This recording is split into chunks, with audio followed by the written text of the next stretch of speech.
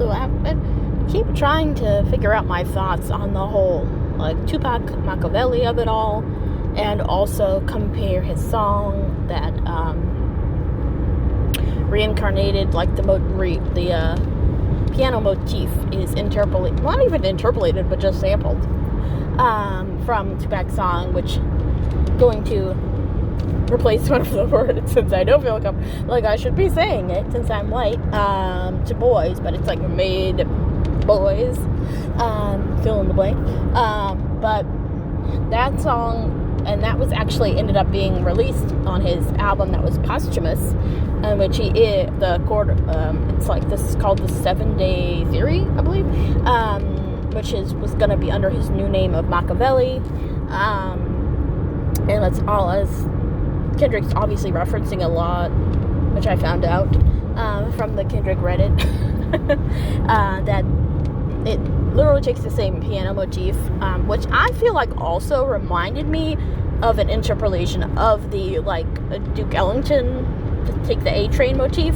which he actually didn't write. Like, someone else sort of co-wrote it with him, I believe, or wrote it, and then he sort of popularized it, even though he was an incredible pianist himself. And how that could sort of mark the lineage of, like, black music, but I need to look more into that. I don't think I know enough theory to, like, 100% confirm that. But that would make sense, given the whole theme of reincarnated, going from blues musician and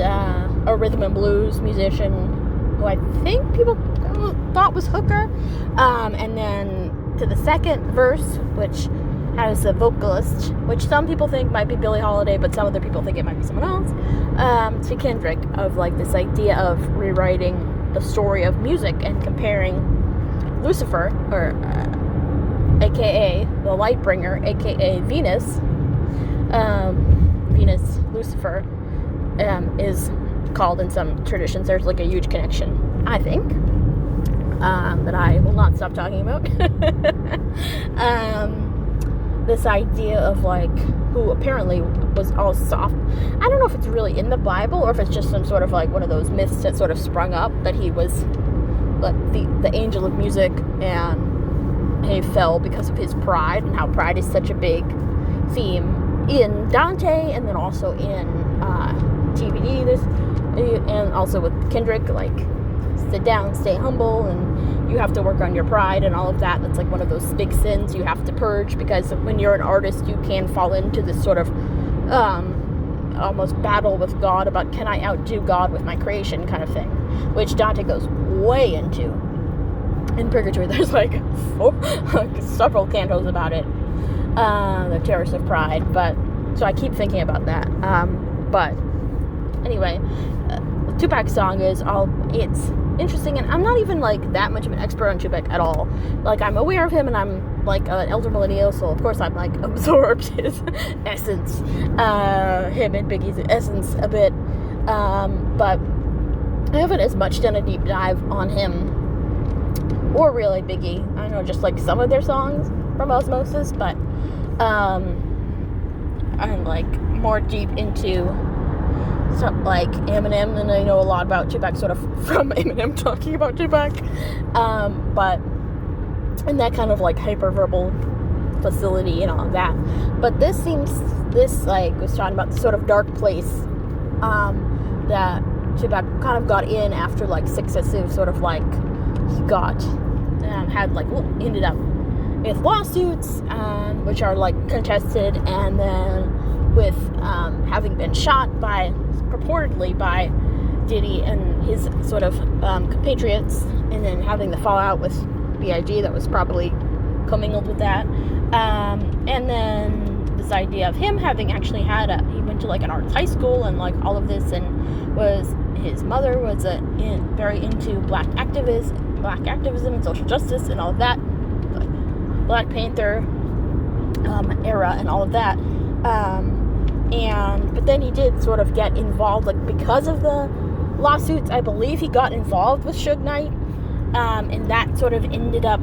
drawing him a bit more into, like, the criminal underbelly of rap music, from what I understand, and that is sort of what he's referring to in this song, and it's juxtaposed with other other rappers as well, talking about their experience, which I cannot attest to the verisimilitude of, but they seem to be they're making political commentary. But it's Kendrick sort of subverting that by taking all of these sort of like gang motifs of like saying, basically the thesis of that song is like, well, now we're untouchable because we've sort of appropriated this mafia structure where we are like these like crime lords, like we are like the sort of survival of the fittest, and we have all of the guns, and even we're like in control of the cops, and like no one's gonna mess with us because we're like this epitome of like kind of toxic masculinity, and like being these crime lords that no one would mess with because we're like on top of it, and that kind of tying in a bit to the Machiavelli thing of like obviously appropriating the mafioso language and power structure. But then also he said, like, I was trying to get into this. He said a few things about Machiavelli, and he said, I don't really even love Machiavelli. I just think that I can, anyone who has, good ideas, I'm interested in, and I'm interested in, like, incorporating them into my philosophy, and I do believe in the, by any means necessary, achieve your goal kind of thing. And then he also was, like, extrapolating it a bit, which this was a little bit unclear, maybe of me or maybe of him, who knows, to reappropriating some of this sort of like Western canon thinking, which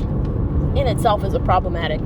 visage. But he was saying that like he said they stole so much from black people, so I'm sort of reclaiming it. But in a way, like Machiavelli isn't that involved in it because he was a 15th century Italian politician. So he isn't really so much involved in the transatlantic slave trade, and all of that stuff. But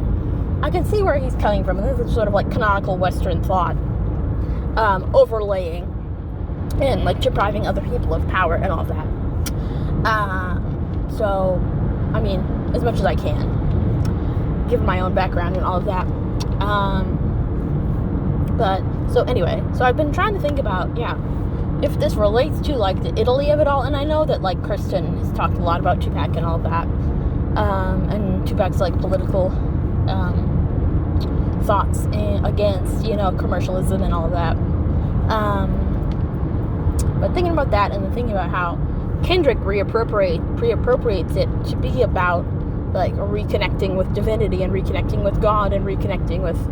humility and love and self-expression, and as a way to uplift you and raise your consciousness and all of that, and like the idea of having unity with everyone, and the idea of bringing peace, and the idea of like shaking that paradigm. So the idea of getting away from drugs, and getting away from violence, and getting away from this sort of like misogynistic attitude towards women and power and all of that, and towards a holier, using music to a holier end to elevate the culture and to recognize God in yourself and others, and bring about the sort of like unity aspect of consciousness. And how that, once you achieve that, then you will no longer need to be reincarnated, because you will be